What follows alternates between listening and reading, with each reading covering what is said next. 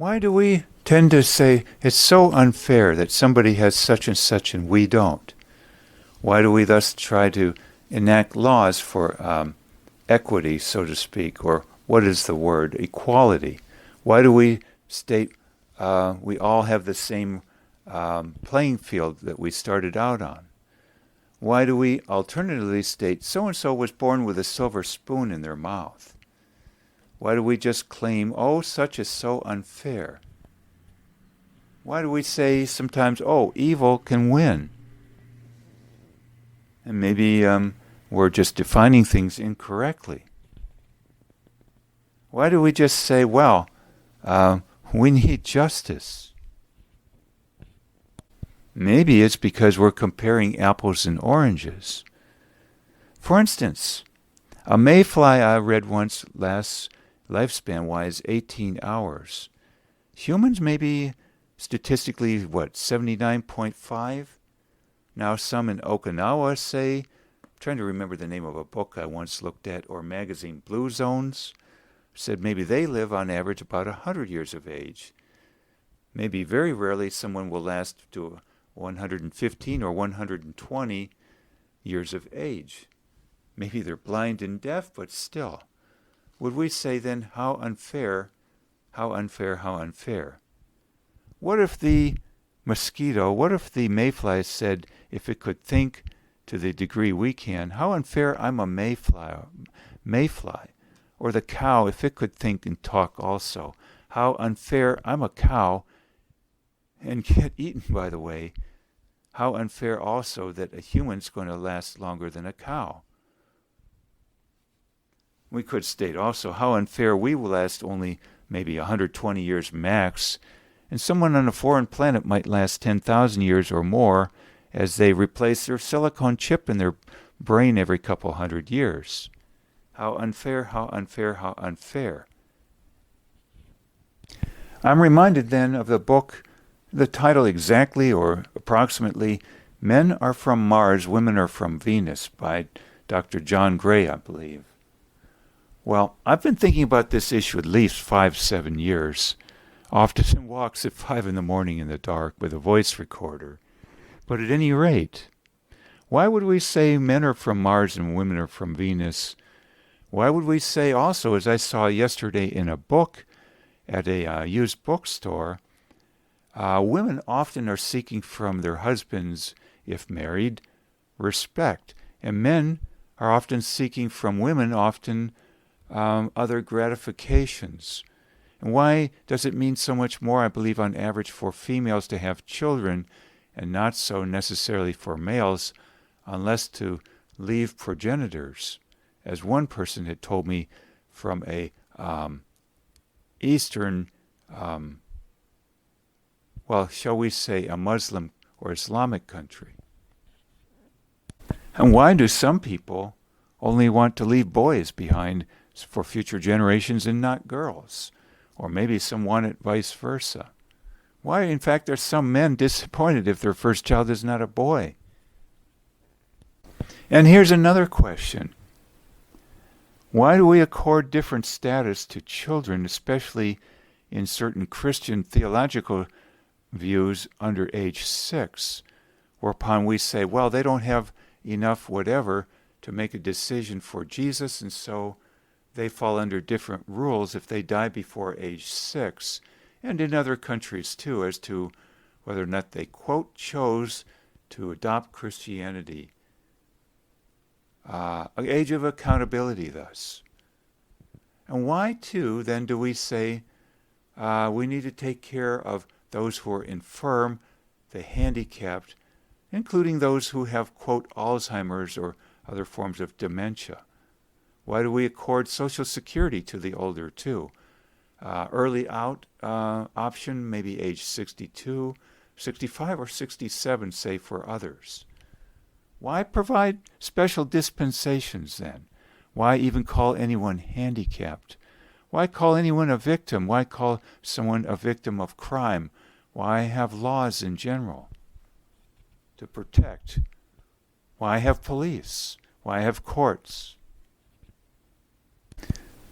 And why even say a mosquito, a mayfly, a cow is different than a human being, or even, say, a monkey, or ape man, or cave dweller from the past, a Neanderthal versus a Homo sapiens, I believe, or whatever the technical wording is. Isn't it because we consider them different species, or I don't know, different genus and species? I'm not sure of the exact nomenclature.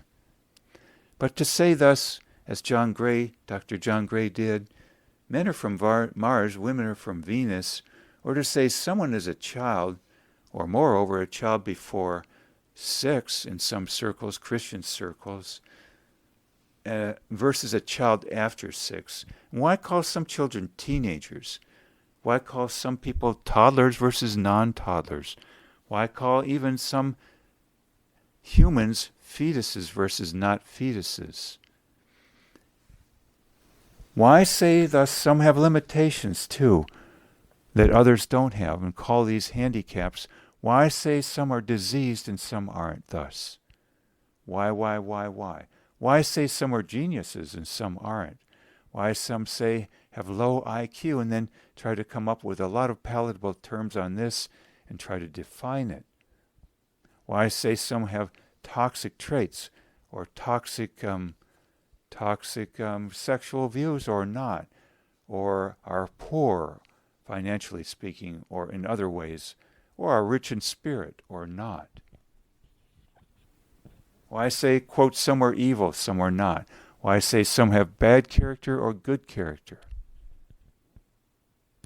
Well, it strikes me we're talking putting people in categories to delineate something quite different from each other. We're talking in some circles females as having far different components and their desires than males. We're talking a mayfly being quite different than a human being or cow, or a cow from a human.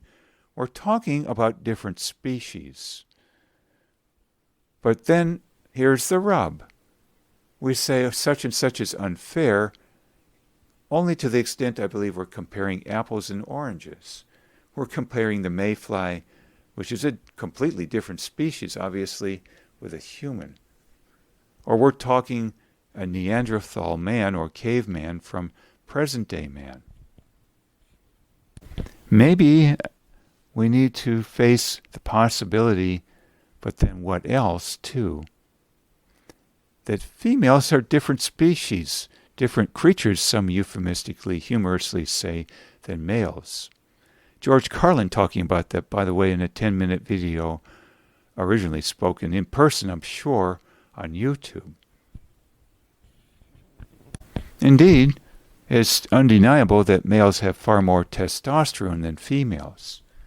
But can there be much more to that than that delineates what you could call different species under seemingly one common outside package called 2 arms and 2 legs, a head, 2 eyes, and a brain, so to speak, that is far superior to that in a rock, basically, what we call a pet rock. For we delineate there's a difference between a Neanderthal versus a present-day human. We call them either different species or, I don't know the terminology, different genus, species. There's something quite different. I'm just going to say different species for now, different animals. Thus, our males and females, our children, our toddlers, our senior citizens, different animals, all from each other.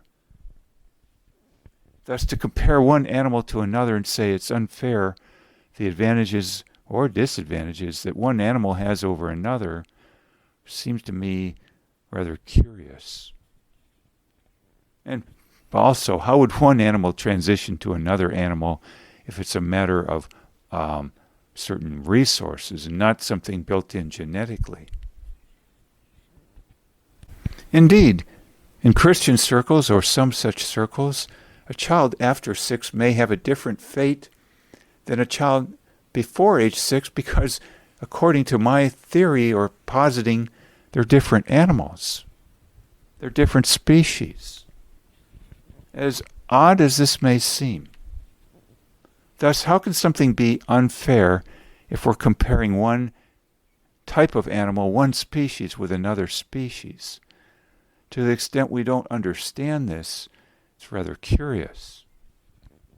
Of course, what I'm saying is speculation to the extent that the philosopher Voltaire said nothing is certain. So I'm not certain about this. I'm not even certain I'm talking into a microphone right now, rather than talking to myself in a dream or sitting on planet Earth, so to speak. I'm not even certain I'm not a bunch of ones and zeros on a computer chip right now, embedded in a matrix of such on a circuit board in a computer. So how can we be uncertain about anything, of course? I think, though, that addresses so many things, even in biblical scriptures, about fairness and the question of why is there unfairness in the world and injustice? Well, the mayfly would say it's unjust that it doesn't get to live as a human, wouldn't it, if it didn't understand that that's just the way it is. Some creatures are mayflies, some are mosquitoes, some are cows, and some are humans. But aren't there a variety of different types of human that we should call not only different, I don't know, somehow the word escapes me, but different flavors of humans, but actually different species of humans. We're not just thus calling something a different flavor of ice cream, one's chocolate, one's vanilla, but we're saying one is ice cream and one is like, tofu ice cream, or one is ice cream made out of something that is completely different and isn't even thus ice cream. It would be odd then to say ice cream is just the same as something that is fake ice cream made out of, say, a plastic cone that lights up and shows like ice cream, or the difference between a fireplace, watching it versus watching a virtual fireplace on YouTube as per a video on your computer screen. Yes, they're both fire, but they're kind of so different that one is real fire and one is like a simulated fire. Can't it be thus with human beings? If we're going to compare ourselves and say, it's so unfair, so-and-so has that or has such pleasures we don't have or lives longer, maybe we're comparing apples and oranges here. We should be saying, well, that's just the way it is. They're different species, so naturally there's going to be differences. That doesn't, of course, mean that, by the way, a human is happier than a mayfly on average. I think most humans can be quite miserable, and a mayfly on average not so. In fact, I once looked up 5-10 years ago something about those with Down syndrome. It said on average the Down syndrome person might be happier than those not having Down syndrome. You might say what you don't know can be beneficial in certain ways if you have an environment that is helping you along, that is. Of course, the person with Down syndrome who has no place to go and is on the street, well, that can be a different story. But to know too much, if you know too much inaccuracy, you have too many denials, some would call them delusions. Who cares how long you live and how much money? You're going to be miserable. I'd rather be the mayfly. I'd rather be the fly. I'd rather be the cow than to be a deluded or, shall we say, frightened constantly person. No matter how long you live, we're comparing thus apples and oranges and saying what's fair and what's not fair. Of course, one final caveat, and it's not trivial, to say something is more advanced or happier or lives longer, has more money, who knows what, and then devour something else on the basis that, well, it's just so trivial that it's not even a human being, it's just an object. To me, that's a different story entirely. I read a biography, for instance, on the former physician Albert Schweitzer, who had a medical degree and 2 PhDs, and in contradistinction to relatives and others in Europe, gave up a lot of money and fame he could have had in Europe least in the short term, and he went to Africa for decades to work there for the poorest of the poor in every which way and shape and form, you might say, or in most ways, shapes, and form. And it made a lasting mark on me that Albert Schweitzer, a key point in his philosophy of life was that there is, I'm trying to come up with a word, sanctity of life, but at any rate, I think that can be carried too far, where one spends as much time focusing on mosquitoes or a gnat you might suck into your breathing, like some Jainists are worried about, or concerned too much about bed bugs too, and their rights, their suffering compared to human beings. But at any rate, to devour a human in terms of defining them to be 2 arms and 2 legs and a head and eyes and existing today, to me is not appropriate. To say, well, we're so far advanced compared to some hominids, you might say, that we can devour them. Don't we thus have laws that protect children and the elderly? Even if some would say, well, they just can't contribute much to society, or they don't know much, or they don't make much money, we don't eat them. We don't want to use them for our sexual purposes or dump on them, displace upon them. We give them, quote, legal rights of a sort. Isn't that too why we've hopefully been progressing beyond slavery and declaring that somehow, quote, Africans, Americans, blacks, what have you, are not human, and thus we can use them, enslave them, dump upon them, what have you. We declare that everybody, no matter what, child, elderly, those with Down syndrome, and of course the ridiculous claim that if you're from Africa, you are somehow deficient, or if you know little, because you didn't go to college, you're deficient, on and on and on.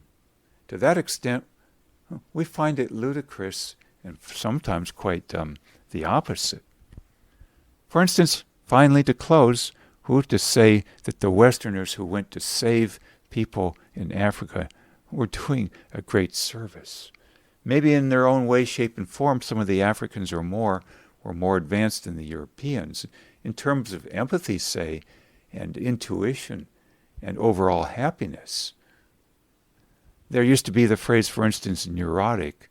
Karen Hornaya, the psychoanalyst from the 1920s and beyond, wrote different books that encompassed this word neurotic, like the neurotic personality of our time, which, by the way, I would say is probably a very unhappy creature, but maybe quite highly schooled creature with a lot of money in their wallet compared to those in Africa.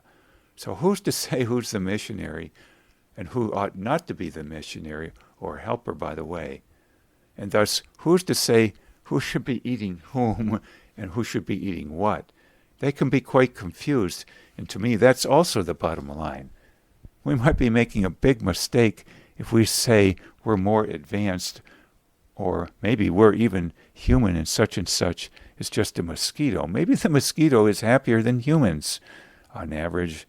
Maybe we should accord everything a sanctity of life on some level that is. Thoughts here? Oh, and I would add one final point, not a trivial one. There is eating something because we need it for sustenance, whether you're going to talk being a vegetarian or not, and thus saying, oh, we should only eat plants. But some people, I believe, utilize other creatures, whether it is even plants, some being fruitarians even. Oh, we shouldn't eat fruit unless it has fallen from the tree first. Well, maybe some utilize, quote, animals, humans even, not because they claim they need to survive, or that they're so much more advanced that the other person isn't even a human being, but just a chicken patty or hamburger patty or plant or rock. Maybe some utilize other people just because they enjoy seeing the other person squirm or be in pain, or lose something, suffer. So there's a new idea too. Food for thought there too. So when we say something is unfair, we're not just talking perhaps that someone has something we don't. Maybe we're talking different species, first of all. But second of all, what is the sanctity of life issue? And should we all be trying to float all boats? And finally, what's being done for survival as we deem it? And how many do we take down so that one person survives, and for how long? And finally, though, is this so-called survival actually being done in part because for that person's survival includes the defense mechanism of seeing other people suffer, not so that you're eating the proper amount of calories and protein count? Again, food for thought.